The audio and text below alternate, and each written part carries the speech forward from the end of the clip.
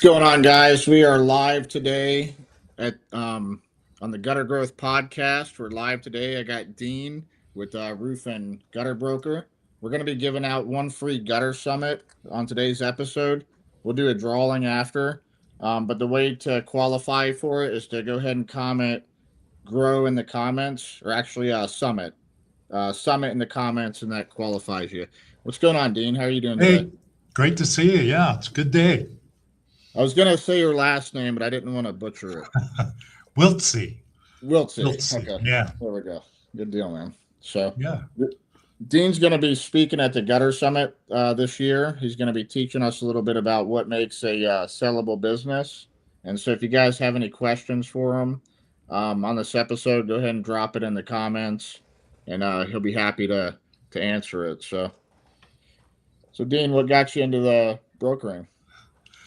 Well, I won't tell you how old I am, but I've been in this a long time, and we created Roof and Gutter Broker a couple years ago because we had done so many transactions. Our main M&A firm is CurtisWiltse, and that's my partner and I, and we'll both be at the summit. My partner, Dr. 𝗪𝗘𝗟𝗃𝗃 is a CPA and a PhD in accounting and taught how to value businesses at the college level. But no, more importantly, is in the last 6 months and year, we've represented many. In the last 2 quarters alone, we've had 4 transactions of roof and gutter businesses around the country. So we've got good, relevant, current information that we can share. And I'd say what got us out of all the industries that we represent, the reason we did roof and gutter separately is because roof and gutter business models are so good. You got high margins, high profitability, even when, like, areas of the country, for example, last year where, in Colorado, they always get tons of hail and there's a lot of money there for roofing. They didn't get any, but we still represented a business in Colorado, and it didn't matter that the revenue might have been a little flat because of no hail.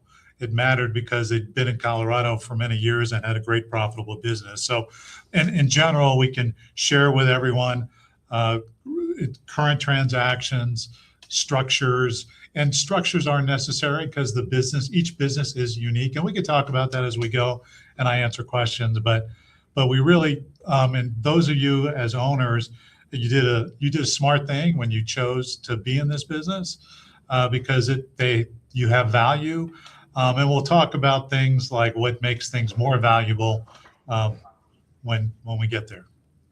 Good deal. For anyone jumping on, we're going to be giving out a free Gutter Summit ticket on today's episode. All you got to do to qualify is to go ahead and comment "grow."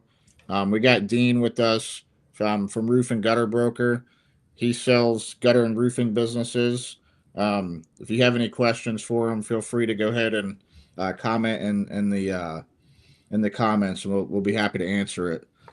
So I sold one of my gutter companies about 3 years ago. It was a pretty good experience. And back then, the broker was telling me that the pool of businesses for sale was down like 35%. Is that still the case? Yeah, I think, in the last couple of years, people in general, were with high interest rates, and depending on what level the construction was, where they're located around the country, there were a lot of headwinds, against businesses in general. So I think owners were cautious and wanting to maybe wait till they felt like it was a better time. But so I tell you that now, which we can talk about, the big beautiful bill, the new tax bill that went into place, has really helped a lot because it creates some, I'd call them incentives for buyers to buy a business, which gets the valuations up higher. Also helps reduce risk for a buyer because they now can understand what the tax laws are, where they're not up in the air like they were the last couple of years. We didn't know if they were going to be permanent or change.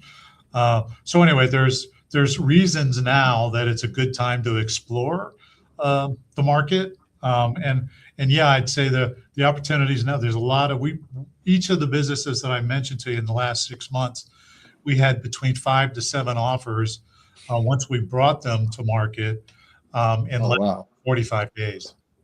That's incredible. Yeah.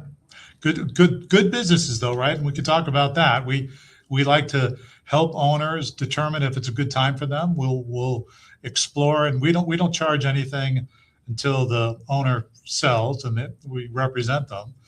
But we want to make sure that we understand the business.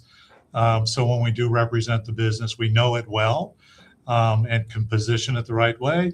And then my partner, who's a CPA, we back it up with good financial data so that we can answer the questions financially. And there's explanations. There's always a lot of everyone wants to mitigate taxes, so we want to run a lot of things through the business to help us reduce our taxes. But when we put our numbers together and make them still provable, we make sure we take into account all the things that you as an owner may have written off that maybe a new buyer doesn't. So they're called add backs, correct? Yeah, that's right. Yeah. Yep. I see a few people jumping on. We're giving out a free Gutter Summit ticket. All you have to do to qualify is to comment grow. I have Dean with us. He could answer anything about buying and selling businesses. What's going on, Grant? Let's see. Yes, sir. What's going on, Corey?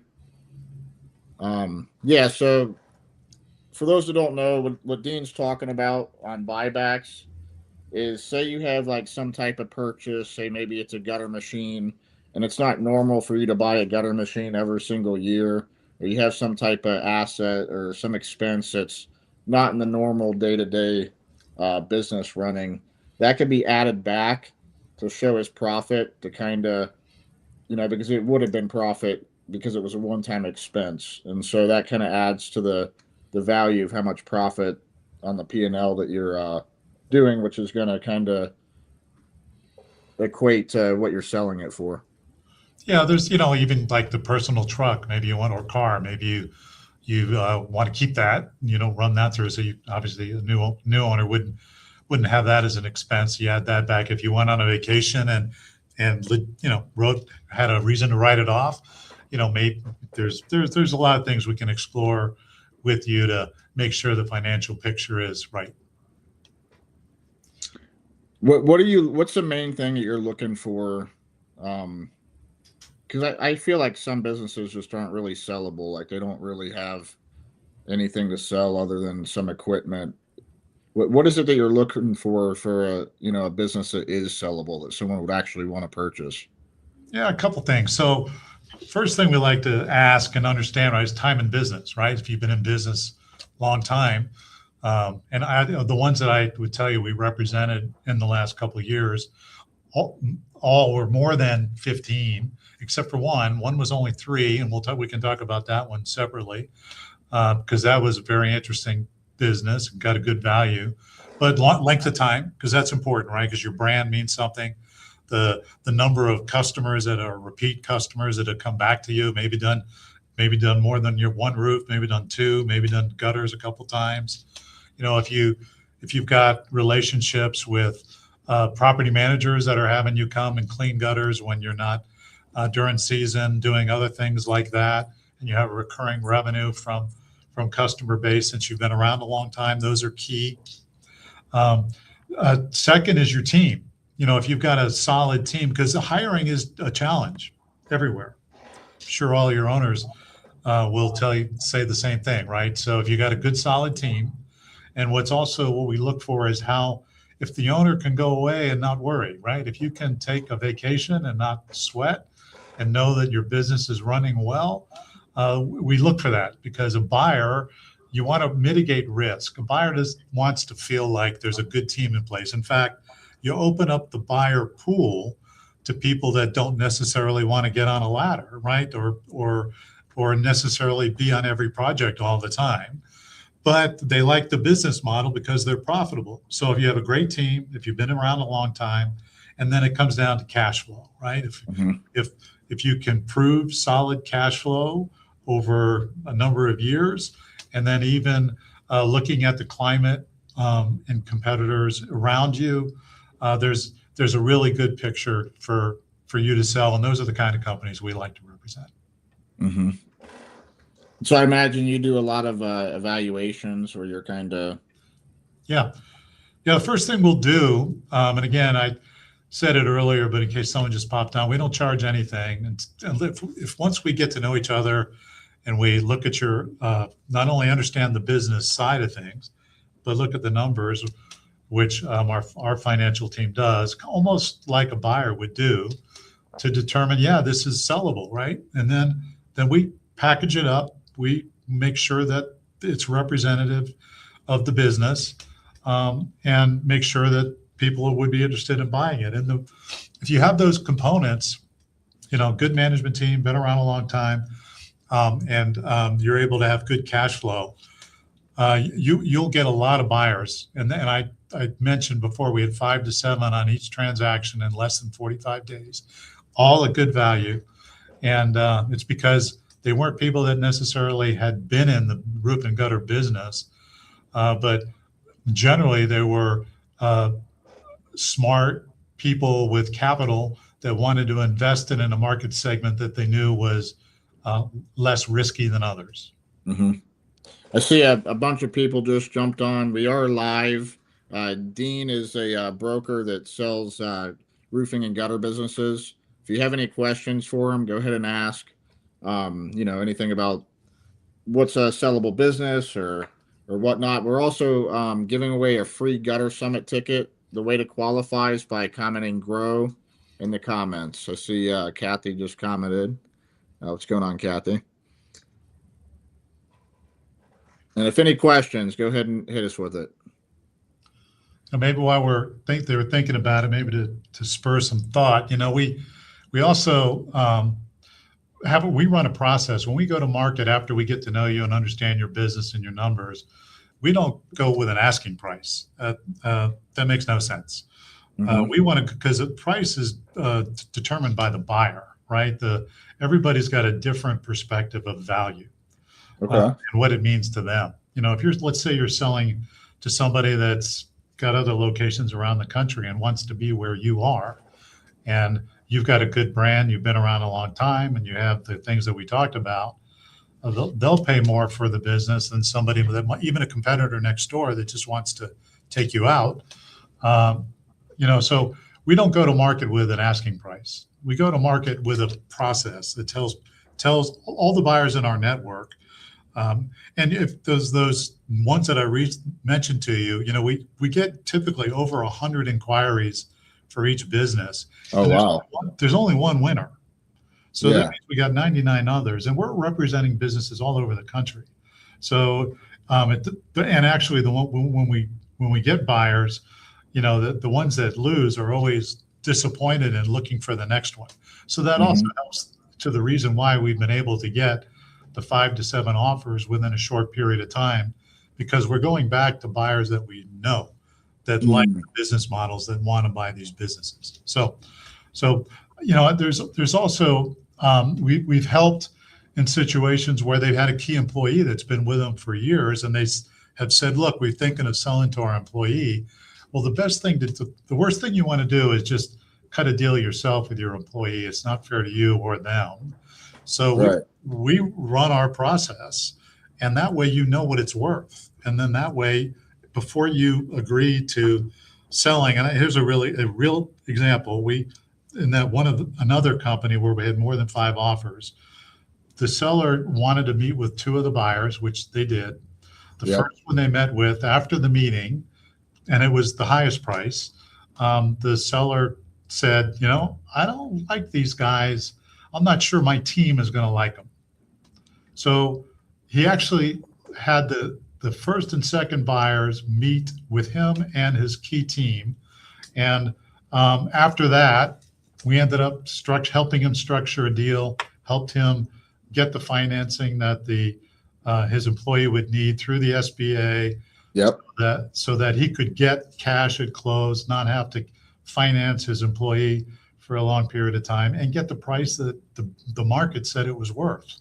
So, it's just to protect you and the employer. So we always tell people, let us run a process so you really know what it's worth.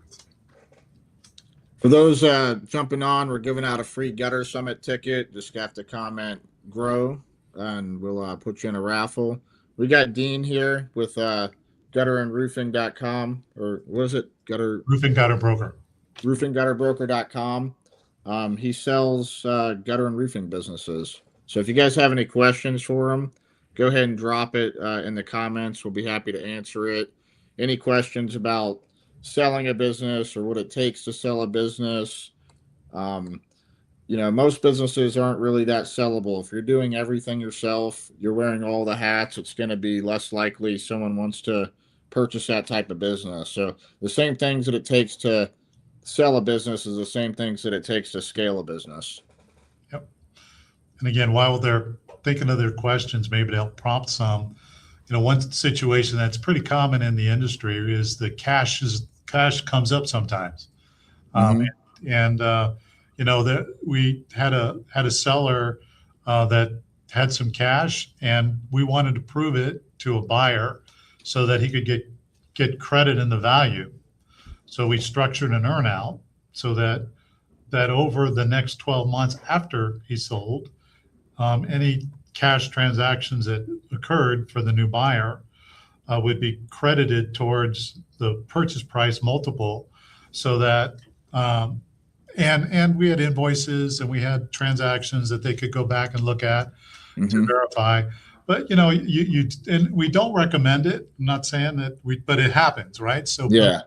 So we want to let you know that it's not something that you should be afraid to discuss with us. We don't bring it up unless it makes sense, and sometimes there's enough of it that it makes sense, and buyers understand that. There's another key industry issue that comes up, and that's employees, right? Make sure they're all legal, and we had each. I'd say in most cases there might be an issue with a couple people, so you do have to address that. Either have to find an LLC structure of somebody else that's got employees, and you're contracting with the LLC to provide you those employees, which is fine, and buyers understand that, but they just don't want to see too much of it. Right. Kevin says, what should you be doing to get it where you can sell a business?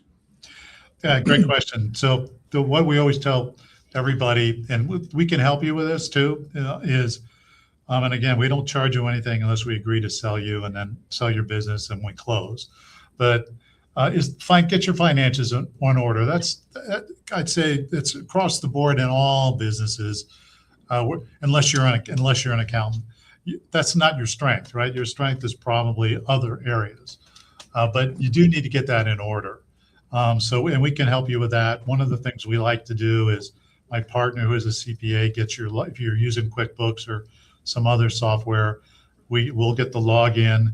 We'll help create the reports, look at the information, make sure that it's cleaned up. Or you can do that. Get a bookkeeping. Get a good bookkeeper. Keep your books. Keep them up to date. Keep track of it.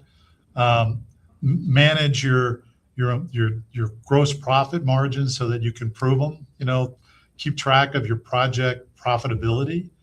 That's another key issue. You've got your cost for your materials, you've got your cost for your labor.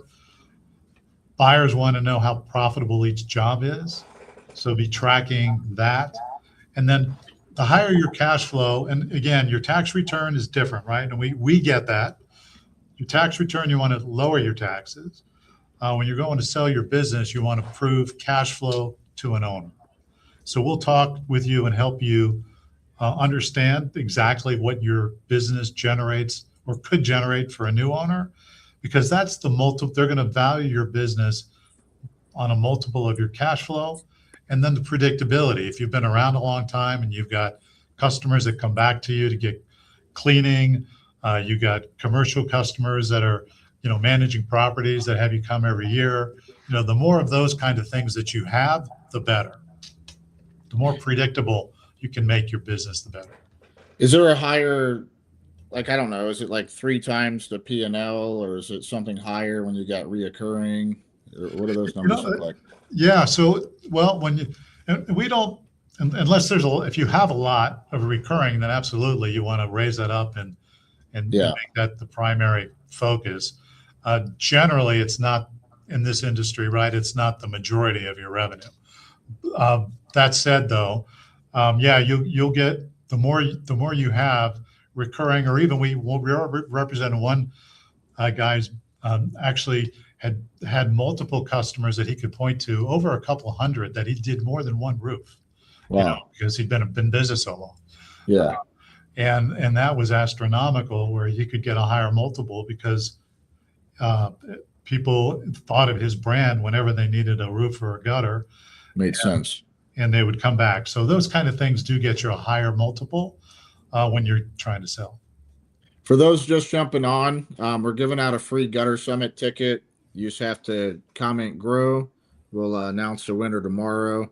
We got Dean with us. He sells gutter and roofing businesses. If you have any questions for him, go ahead and ask in the comments. I know somebody's got a question for me. Kevin gave me one, but I know one of you's got a question. Well, everybody wants to know what's their business worth, right? So yeah, I mean, it's you can't specifically say they're all worth. It all depends on those things, right? You need to look at how long you've been in business, because if you 10 years or more, you're worth more than someone that's only been in business 5, right? So 20 years, even better. 30 years, even better. But then it comes back to, okay, and if last year wasn't terrific, that's okay if you've been in business 10 years or more. But then you can average. You can go back and average, your last 4 years. Because I'd say we actually haven't come across anybody that's necessarily had just a stellar last 3 years with growth.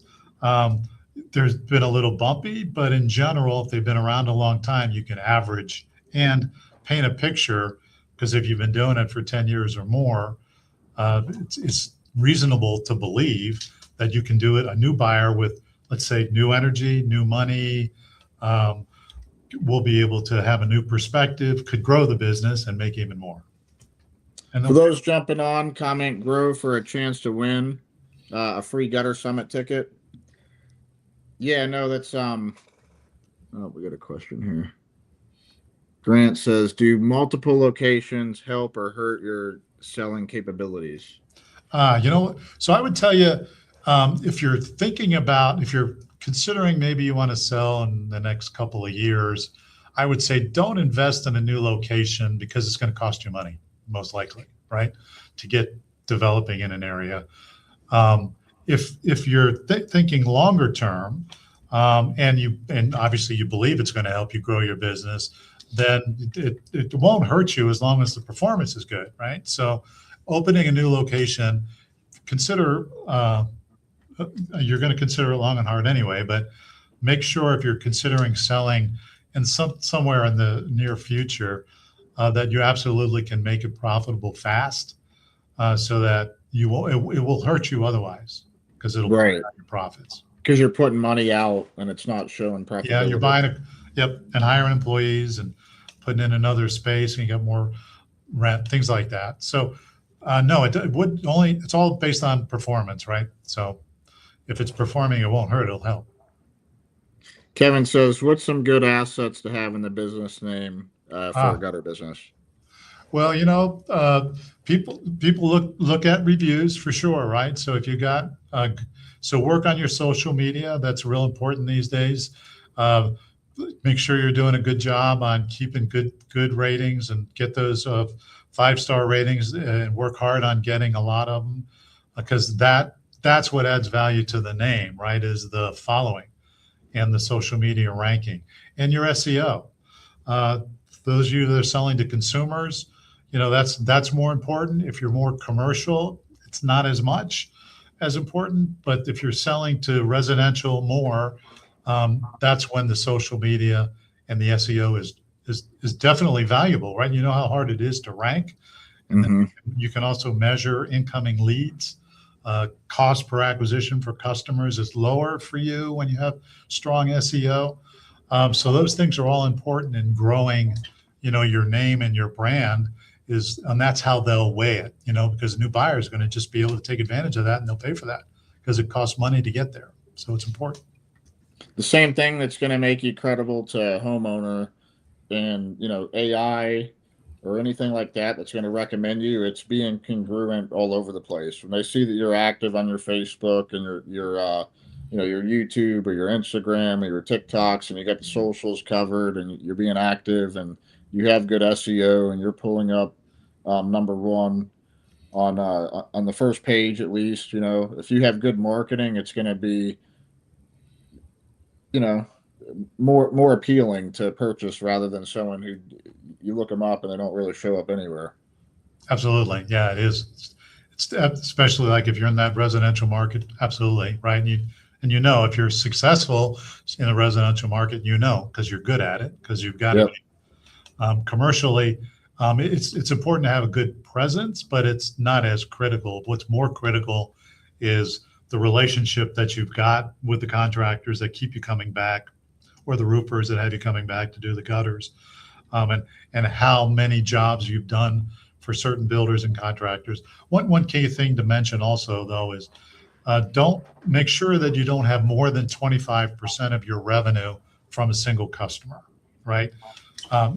It's okay if it's 20, 30, but if you get 50% of your revenue from one customer, then I'd say don't sell right now. Work on making that smaller, and not the revenue, right? Growing your customer base so the percentage with that one is smaller, because it's risky. The other way to help a buyer, those give you the value when you do have a large customer situation, is be willing to stick around for a year. In other words, it's called an earnout. And what that means is, and some people, I actually made a video we have a YouTube channel too that's Business Broker Expert on YouTube, called Earnouts. Don't be afraid of earnouts, because we can help you structure an earnout where you still have control. For example, we had one business where the seller got more than 50% of cash at close. Mm-hmm. The remaining, he had a 12-month earnout where he stayed and remained as full control as CEO of every expense. So they couldn't be spending money and making the profit less. Right. If he hit the target in a year, not only would he get the same multiple on the profit in a year, but if he grew it, he would get even more. A bonus. A bonus, right? Yep. So that's a way if you have a large customer concentration, you can get them to pay you still, because then they'll see that you'll stick around for a year and help them transition the relationship. So it kind of eases the fear there. Yeah. It's a real fear. I mean, a lot of guys probably weren't around back then, but during the Great Recession, I seen so many companies go out of business because they were heavy reliant on a couple contractors, and then just boom, there's no work for them, and like they had no homeowner presence to keep them alive. Hey guys, if you are just jumping on, Dean's going to be speaking at the Gutter Summit. He's a broker of gutter and roofing businesses. If you have any questions for him, now's a good time to go ahead and pop it in the comments. We're also going to be giving out a free Gutter Summit ticket. I'm running a raffle tomorrow. We'll do an announcement. The way to qualify is by commenting grow in the comments. If you haven't been to the Gutter Summit, it's definitely the place to be. You need to come out and see us. Like it's the place to grow. We have tons of people to network with, tons of good information, and guys like Dean who can really educate us. Let me mention one other thing real quick that people help spur some questions too. So one of the things about the new tax law, the big beautiful bill that'll happen, which you guys noticed when you did your taxes for 25, right? You noticed there was some great, hopefully you did, and your accountants did a good job for you.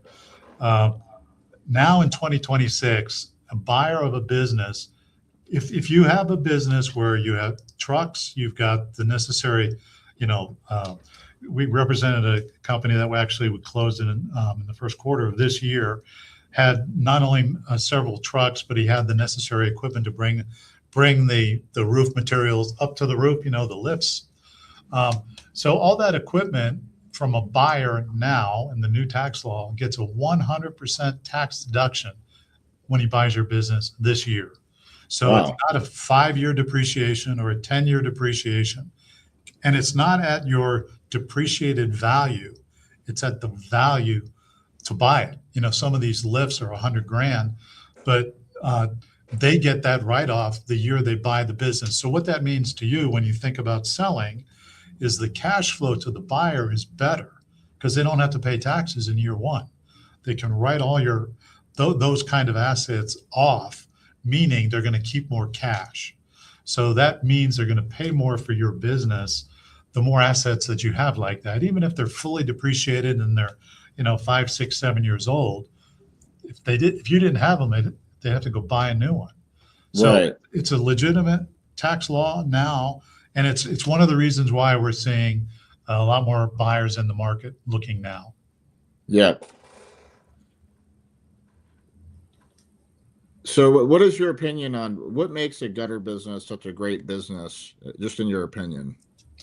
The margins and the profitability, right? So, and the good, I would tell you that the business owners that are managing their labor so that when they've completed a job, whether it's, you know, putting the gutters on the house or the roof on the building, if the labor is tied to the project, not the hours, right? So if they're paid by the project, you have predictable profitability by project and you have good margins. So that's what makes this industry or the businesses that we've represented really interesting to people because they can predict the margins. The next is the ones that have been around longer, or those of you that haven't maybe been around quite as long. If you've developed great relationships where you're getting continual business coming to you, whether it's from SEO or relationships, because typically you're not spending a lot on marketing. Now, some of the bigger firms that you've seen buy multiple businesses, that's kind of their strategy, is to invest in marketing, put in a sales force, get them in, handle them over the phone and try to sell to them. Their margins aren't going to be as good as yours typically. But so, you know, I would say it's the high margins and then the more predictable you can make it. And then the team, right? So develop a good, solid team. For those of you, great employees that you can count on, it's real important for you. And if you've got those three things, you've got a valuable asset. Yeah, that's really enlightening because I didn't think about it that way. Like there's always a debate in the industry. I would say that most people are paying, you know, a fixed percentage of the job. Like you're saying, it's fixed performance pay. But there is some guys in the industry that are still paying hourly. And most of them don't really know exactly what percentage you're actually paying because it's fluctuating. But I didn't think about that. Having it fixed is more appealing to a buyer because you can predict the profits. Yeah, exactly. And then, and actually you can tie when they come in to do, let's say they make an offer and they make some assumptions based on what we've presented to them. When they come in to verify everything, you look at the invoice for the job, and then you look at your labor costs, and then of course you have your materials. So it's pretty easy to see what the profit is per project. And especially, I'd tell one of the pieces of advice I give you, start tracking it yourself now. Keep spreadsheets or have your bookkeeper do it for you, and have a separate report that produces what's my profit per project. And if you do job costing. Yeah, job costing. And the higher those of you that are doing it and loving it, right? But if you're not doing it, start tomorrow, because it'll really help you manage your business well and become really profitable. No, I love that. Good deal. If you guys are just jumping on, if you comment grow, it'll give you a chance to win a free summit ticket. I'm doing a raffle tomorrow. We're going to be on for another few minutes. If you have any questions for Dean, he's an expert in buying and selling businesses.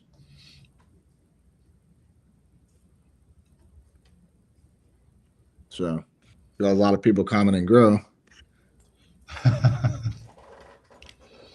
Well, usually it's that question, right? What's my business worth? So I think we've given some good thoughts around that. You know, in particular, I'd tell you, because we represent businesses all over the country, and I would tell you that it really doesn't matter where you're located as much. I mean, certainly right now there's different real estate things happening around the country, right? where there's not as much new real estate being built in some parts, where others are continuing and not slowing. That can impact the business, but it can be seasonal. And if you can keep your business, if you're not growing in those areas, figure out how you can stay at least the same and figure out how you can grow into other areas so you can maintain at least where you've been. People will give you credit for growth in the past and let you average back for your value.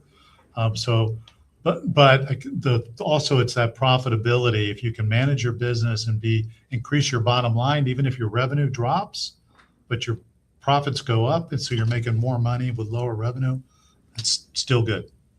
I know for me, it was, I had 3 years in a row where I had growth. That's great. And that helped because it wasn't stagnant. It showed that every single year it was in growth mode. Yeah. What year was that that you sold? It was like 3 years ago. Okay. So, what was that? So right after 22 or 23 or somewhere around there. Yeah, right after COVID. Yeah, well, that was good time.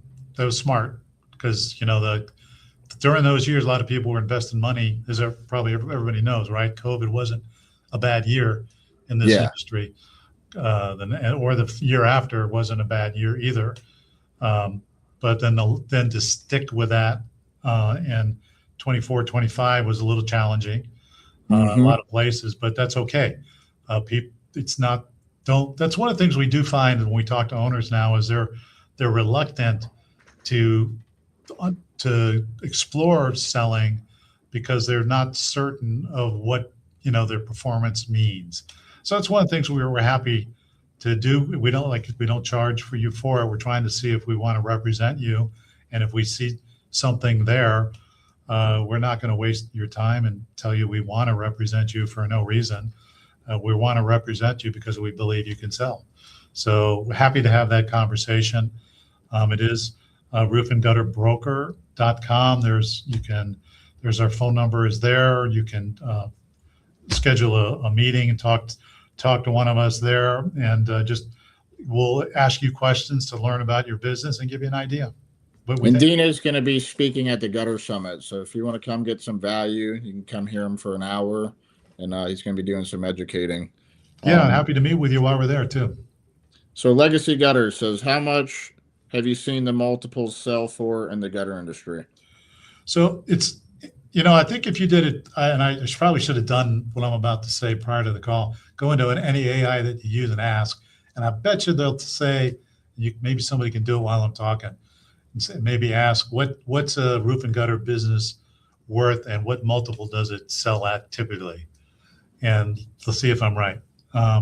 Probably going to say 2.5 to 3.5, but then it's going to qualify 2 times SDE or EBITDA, earnings before interest, taxes, depreciation, amortization.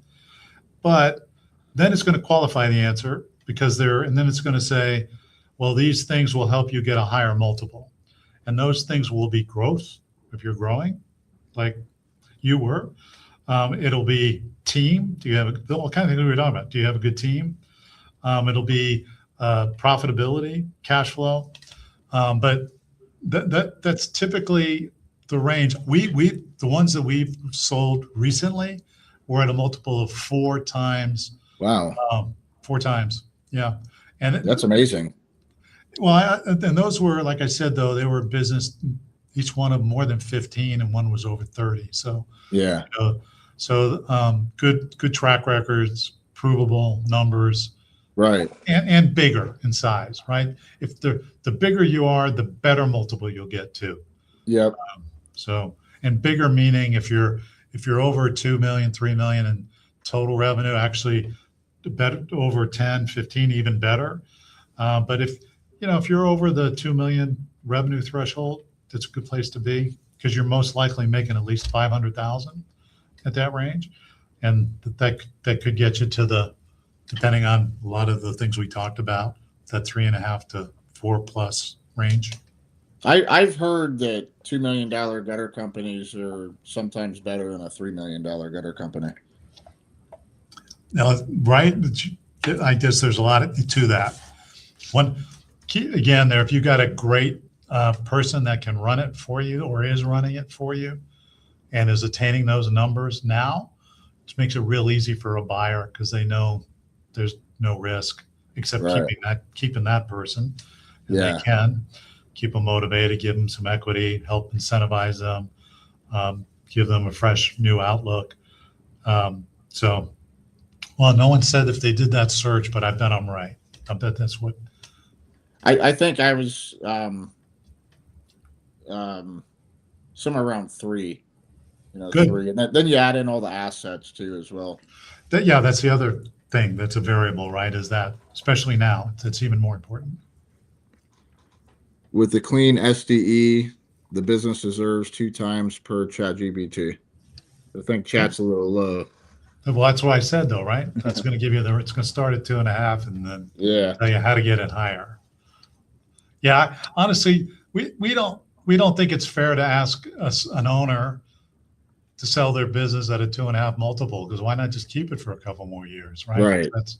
So you make that in a couple of years. Yeah. So it's if you're doing your own analysis yourself, which is fine, right? If that's what you come up with as where you are, I run it by us because there's things could get you to that 3.5 to 4. Like I said, right? Time in business, team, profitability, area, all those things could get you definitely. Otherwise, we would say, work on those things and come back and we'll get you to 3.5 to 4. Now, do you ever have people that, you kind of evaluate the business and you just realize there's really not much here to sell, and all the time. All the time. Yeah. All the time. Yeah. But it's fine. It's not, we feel it's helpful. And a lot of, we recommend too, we have this couple of people that we call them the fractional CFOs, where they'll let you hire them on a part-time basis to be your accountant. Because that's one of the key areas a lot of the owners in this industry need help. And if you get a fractional CFO to work with you, that in itself, forget about what you got to pay. And you shouldn't have to pay, depending on your size. We can help tell you, and we've got people we recommend, but it's worth the investment because it'll keep your books clean. It'll make you ready. And there is another video that we can even make this a topic conversation, but when you getting an LOI and getting into due diligence is really the starting pistol. It's not the finish line. Because when you get into due diligence, because you went through it, and probably should ask you what your experience was like. But what I was going to say there is that's when having a team like ours to represent you, that knows your numbers, that can answer the questions and keep you focused on the business, let us get the job done. The due diligence and actually it's another search if you do on an AI, once a business enters into an LOI in this size industry, how many of them actually close successfully? And how many is it? It'll be under 50%.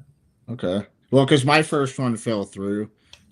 My deal was I wanted all 100% cash or no deal. And that's just how it was.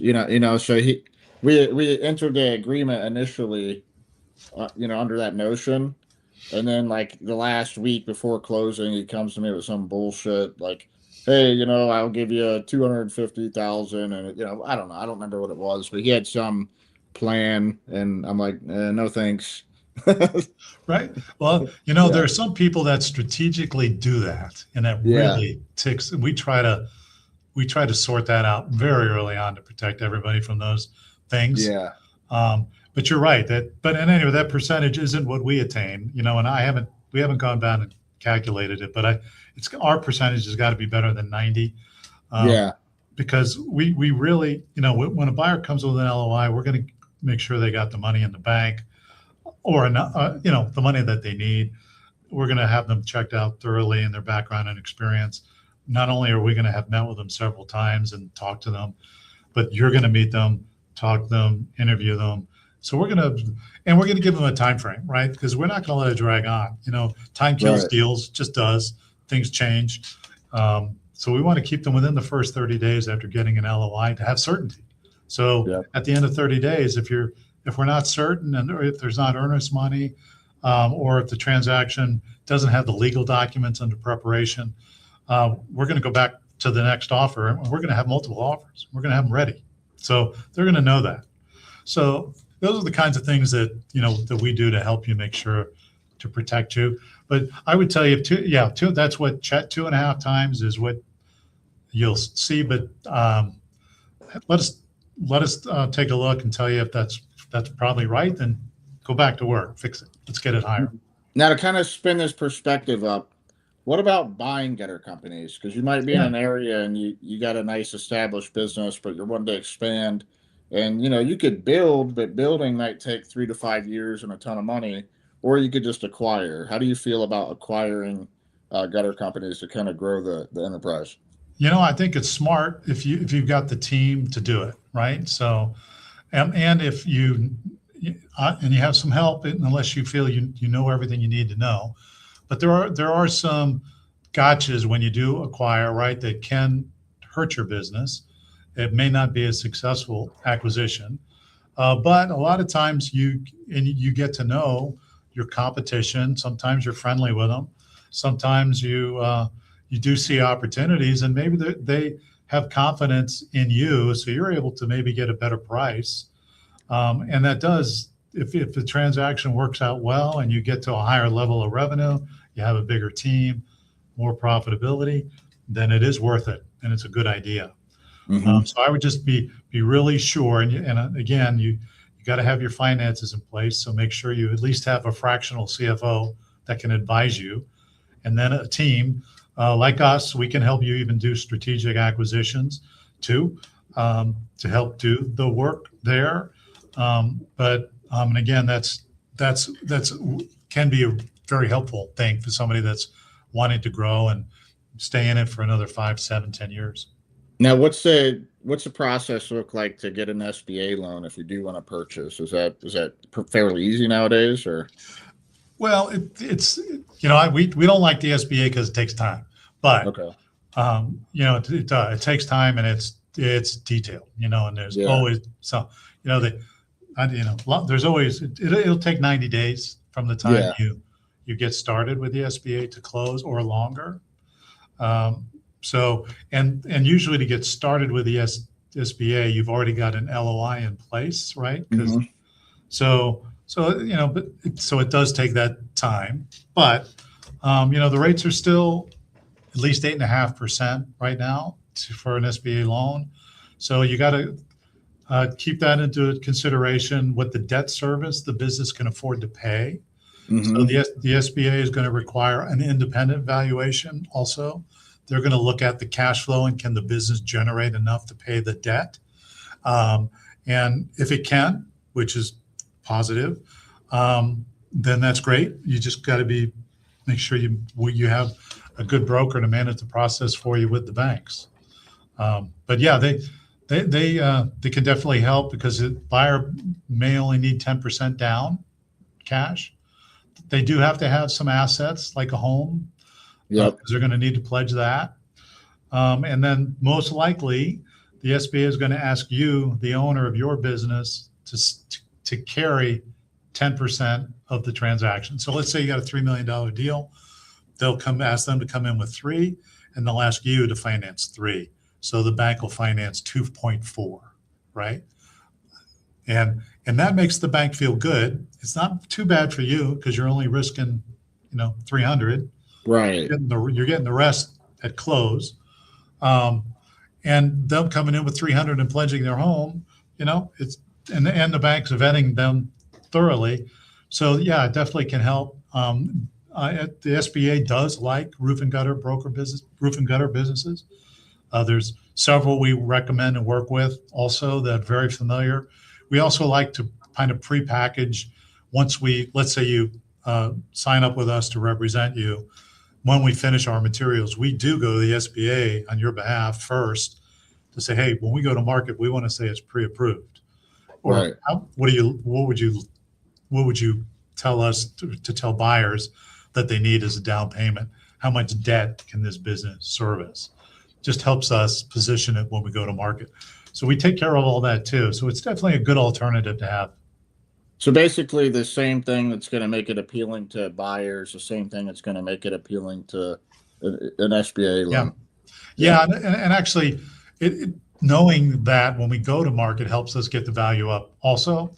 Yeah. Because then, as an example, let's say in that same example, let's say your seller has an appetite to finance a little more, meaning if you could get the price up, right? If we can say, okay, look, if we can get the price up and we can tell them, oh, one thing I didn't mention, they will also ask that you, as the seller business, that your note be on standby for 2 years, right? So what does that mean exactly? Meaning you don't get paid anything for 2 years on the note. So out of a $3,300,000, you have that, but you don't get a payment for a couple of years. Now, we have seen them. That's not always the case. They will allow that. It really depends on the cash flow of your business. If the buyer, and how much the buyer puts down, right? Because the business has got to generate enough cash to be able to pay the debt. Right. But it is a way to get the value up, so you get more. If anyone's just jumped on, we're giving out a free Gutter Summit ticket tomorrow. Comment the word GROW qualifies you. We're going to be on for about another 3 minutes or so. If you have any questions, now's the time to ask. Dean's going to be at the Gutter Summit speaking, so definitely come check us out. It's 𝗪𝗘'𝗥𝗘 Our tickets are on discount right now. I believe they go up in a couple weeks, so now's the time to get it for some savings.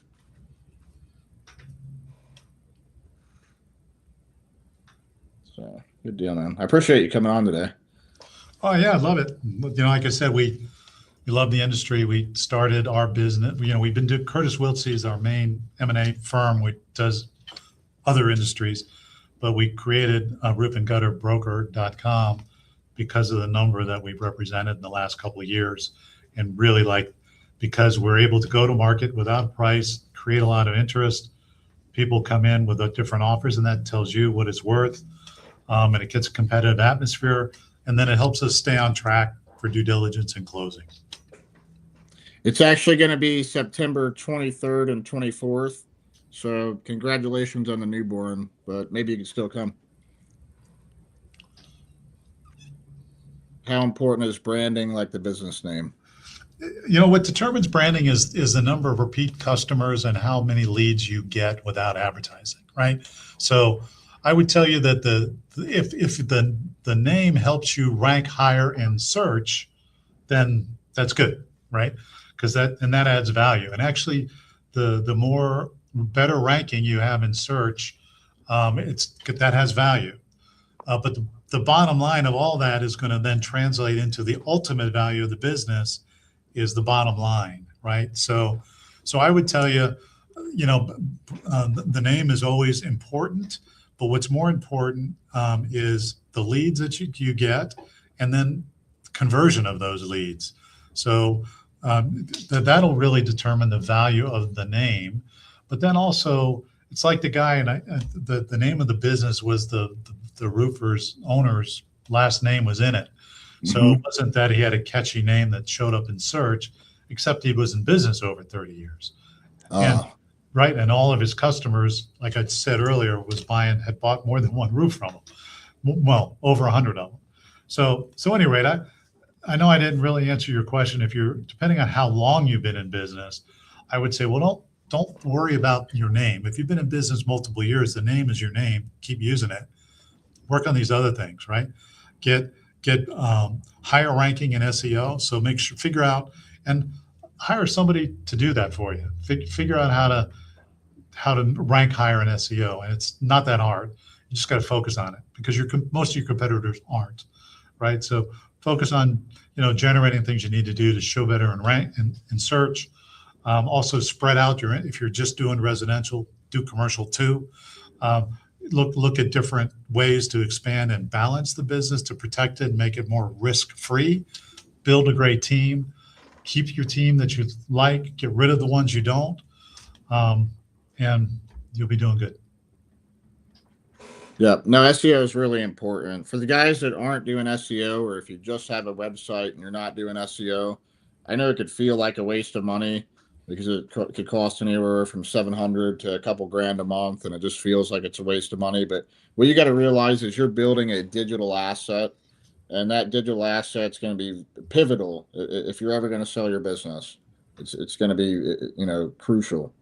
Yep. You know, if you don't have it, your company's just not worth anything. So it is actually building value to your business. So if you're not doing SEO, plug that in. You don't have to be selling a business right now. It's going to get you more work, and it's going to make your company more valuable. You know, you never know what happens down the road. You might have to sell. Something might happen. So it's best to have a business that is sellable, even if you do not plan on selling it. It's the same tactics that it takes to grow a business. So. Yep. Absolutely. Yep. Good advice. Well, Dean, I appreciate you coming on here. I'm going to go ahead and get off. I appreciate everyone that's on. We're going to do that drawing tomorrow. Stay tuned. We'll post it from the Gutter Growth page, and we'll also probably DM you directly. Thanks for coming on. We'll see you at the Gutter Summit, and take care, guys. See you in September. September 23rd, 24th, and 25th. That's guttersummit.com. Take care, guys. Look forward to it. Thanks.